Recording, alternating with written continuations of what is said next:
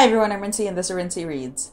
So I've read a lot of books this month. Over Labor Day weekend I got a little bit sick and I couldn't really look at screens without getting like a massive headache. So I basically just ended up reading the entire weekend and I read like a book a day because, you know, it's the weekend and I didn't have any plans. And so I was just sitting around reading. So to keep my own sanity when it comes to doing my September wrap up, I keep saying August, it's September. I'm breaking up my wrap up into two parts. I usually don't do this and I usually just let my wrap ups be like 15 to 20 minutes long, but I really think I'm going to have like a lot of books to wrap up this month, so I figured I would just get some of them out of the way. So the first book that I finished was Sing Unbury Sing by Jesmyn Ward. I was technically reading this at the end of August. If you watched my August wrap up, you would have seen me talk about it a little bit, and I did a full video about this over on the Book Riot channel, which I will link to up in the cards. This book is fantastic. It's so well done. I gave it a 4 out of 5 stars. I loved it so so much. It takes place in Mississippi and you're basically following this family. You go back and forth between a couple of different points of view, but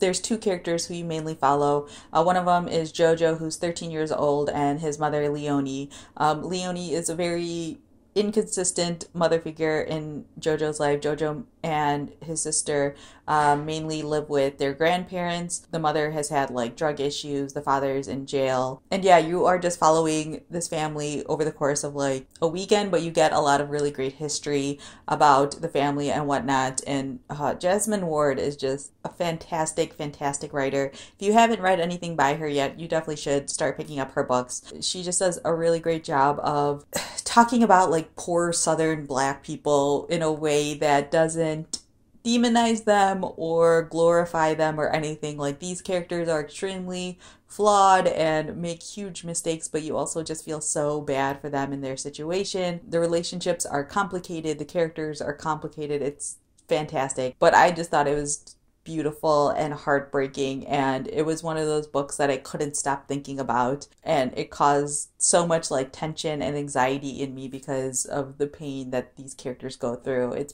beautiful and heartbreaking, and I highly recommend it.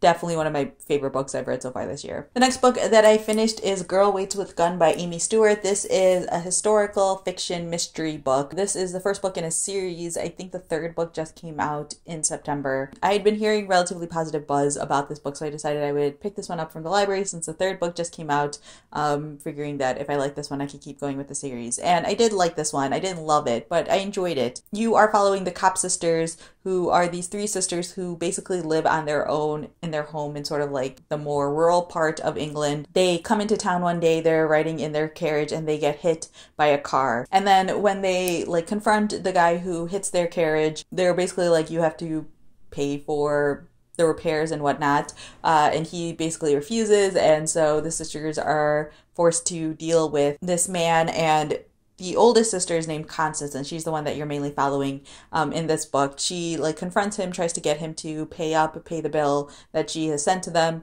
She quickly comes to find out that the guy who hit them is not a very good person. Basically, he like inherited this factory, and he and his friends are basically just like a gang of awful people. So yeah, this story just mainly follows like these sisters. You see what their life is like and how their lives have gotten to where they are today. They live like mostly isolated off in the country, and you learn to find out why. Yeah, it was just like a fun, enjoyable read. It felt more like historical fiction than mystery, but there is a slight mystery element to it. There is something that's happening with one of the people who work at the factory as well. So you follow that storyline. Constance Kopp is a really like just fun character. She sort of has like an Elizabeth Bennet type attitude towards her. She's very like stubborn. She doesn't fall into very traditional feminine roles. She is, I think, in her 30s, I would assume, or maybe like upper 20s, and she has like no desire or interest or anything in getting married, and you learn a lot about that as well. But there's also like this sheriff character in here who is, I think, is completely adorable. I have a little bit of a crush on the sheriff. But yeah, it's like a little bit of a longer book, so it's very like slow paced, don't expect like a high-paced mystery out of this at all, but if you like character-driven stories, I think that you'll like this one. I definitely am planning on picking up the rest of the books in the series just because I find the sisters like absolutely delightful. I think I gave this one a 3.5 out of 5 stars. The next book that I finished technically is The Brothers Karamazov by Dostoevsky. I have a video up on that. I will link it above. Spoilers though. I have mixed feelings about that book. I've said that every time I've talked about that book.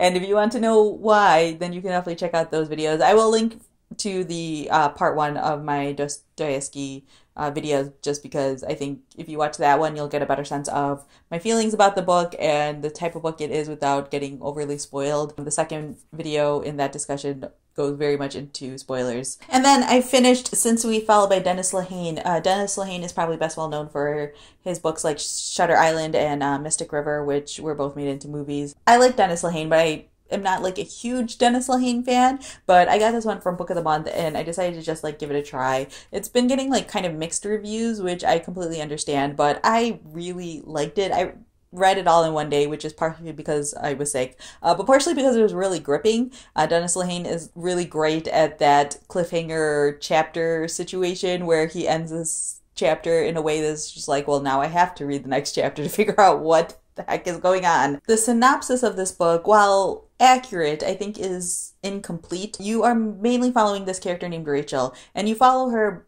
from like childhood through what is basically like current day and seeing what's happening in her life. So the first part of this book is all about Rachel growing up.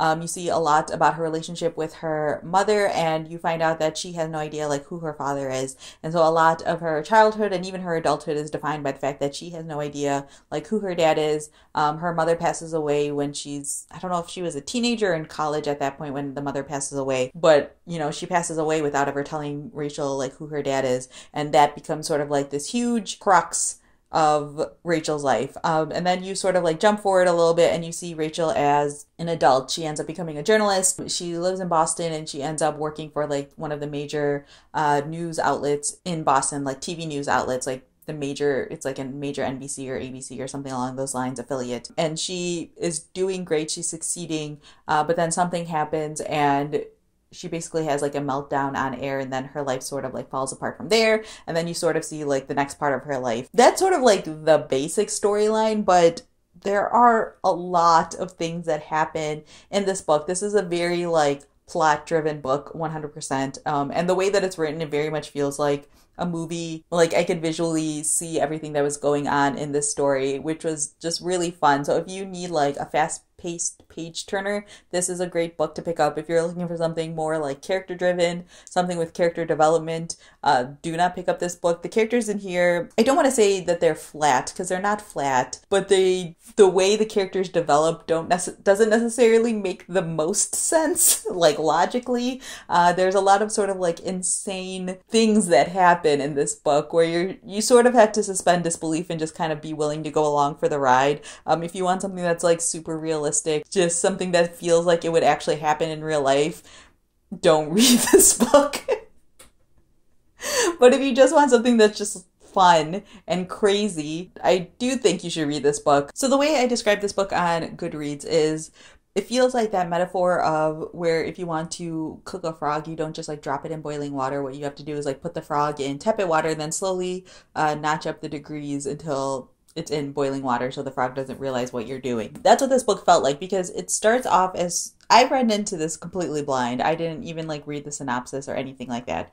So it starts off with this as a story of Rachel not understanding her dad or not knowing who her dad is. And then Dennis Lehane sort of like kicks up the degree every couple of chapters, and then by the time you're in like the last section of this book, it's bonkers. Like the stuff that happens at the end of this book is completely bonkers, and I think it will turn off a lot of people. But I was kind of just in for the ride, and I didn't mind that it was completely bonkers. So definitely know that going into it. Again, it's not realistic whatsoever, but it is kind of fun, and sometimes you just need books like that. So yeah, I gave this book a 4 out of 5 stars, which is probably an overrating if I'm being completely honest, but I haven't read a really fun bonkers book in a long time, and I was kind of really just enjoying this. All right, the next book that I finished is on a completely different end of the spectrum, and that's Orhans Inheritance by Aline Ohanessian. This is so mostly a historical fiction book, I would say, and it's beautiful and heartbreaking and oh man, this one like crushed me when I was reading it, but it's so beautiful and so well done. I cannot recommend this book highly enough. Definitely one of my favorites of the year so far. I actually think I'm going to do a full review of this one in October, so like look out for that. But I will tell you right now, I gave this one a 4 out of 5 stars. It starts off following this character named Orhan, whose grandfather passes away, and then he returns to Turkey, where his grandfather lived, for the funeral, and also to find out what the grandfather is doing in his will. And it turns out that he has left the house to this woman that he and his father and anyone else in the family has never heard of before, and so he travels to the United States to both inform the person that his grandfather has left the family home to this random person, and to try to like see if he can convince her to not take it or to give it back to the family, since the father and his aunt live there, but also just to find out like who this person is and why the grandfather left the house to this woman. And the story just sort of unfolds from there. And yeah, it's beautiful and heartbreaking. Like I said, it talks a lot about the Armenian genocide, which is something that personally I don't know that much about, but I learned a lot about it through this book. And yeah, if you are into historical fiction, you should definitely pick this one up. I think it's pretty underrated in terms of like the number of people who have read it or talk about it. Yeah, I will be doing a full review on this, I believe, in October. All right, and then the final book that I'm going to talk about in this video is Startup. This was an interesting reading experience. I have complicated feelings about this one as well. In the story, you are following a couple of different characters. The first one is this guy named Mac, who has this founder of an app that's basically like a meditation type app. Just think of him as like a Mark Zuckerberg type. The other one is this girl named Katya, who works for like a TechCrunch type website as a journalist. And then the other person is this woman named Sabrina,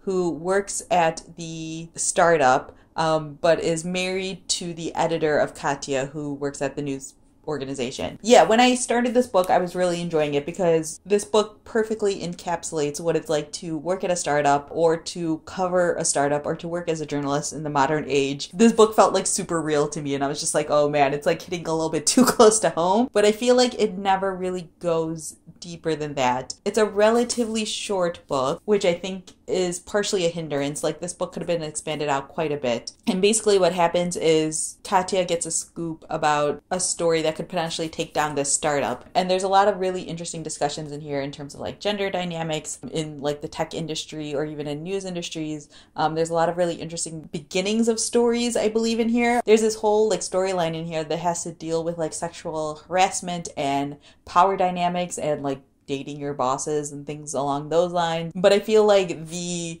peak of that story happens at the end. Like it takes a really, really long time for everything to build, and then it gets to the peak, and then the book is over. Like it doesn't resolve. There's no real resolution in here. There's even some like borderline harassment stuff that happens really quickly in this story that isn't even like really addressed or resolved by the end. And obviously like that's sometimes how real life is, but for a book that's very disappointing. So yeah, I feel like she spends a lot of time talking about the way startup culture is, the way that these startups all have like these crazy snack rooms and they provide all of these weird socials, and how tech people relate to each other and startup culture all relates to each other, and just like the weirdness of like dating for millennials these days. But I feel like it doesn't really go beyond that, which was kind of disappointing.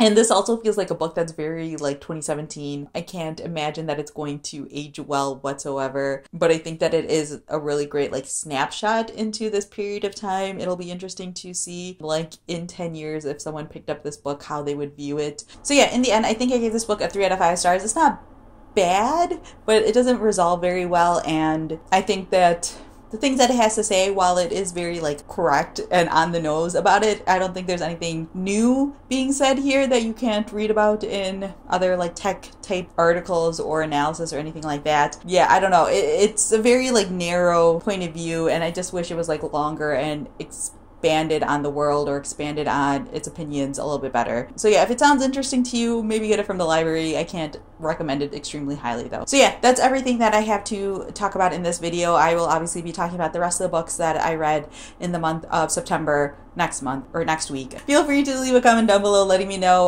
what you thought of any of these books. If you've read any of them or if you have any questions about any of them, definitely leave that down in the comment section as well. So yeah, that's all I have for now, and thanks for watching.